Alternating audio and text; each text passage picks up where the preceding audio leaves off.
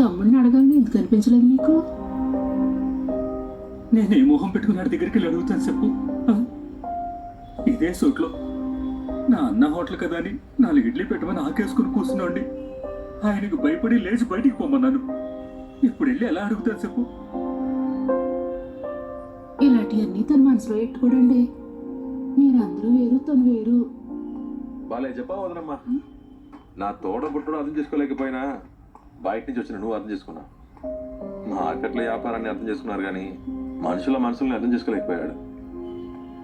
అన్నయ్య, ఇంకో జన్మలో అన్నదమ్ములుగా పుడతామో లేదో తెలీదు.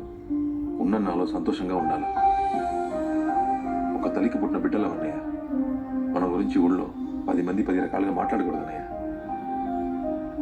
తల్లుంటే ప్రేమ ఉంటుంది, తండ్రి ఉంటే అనుభవం ఉంటుంది, అన్నదమ్ములు ఉంటేనే బలం ఉంటుందంటారు.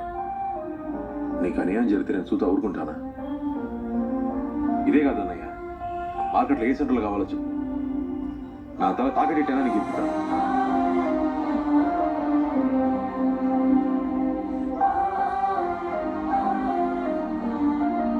నన్ను క్షమించరా. ఏంటన్నా చిన్నపిల్ల వేళ ఇప్పుడు వాడెలా పడతాడు రా.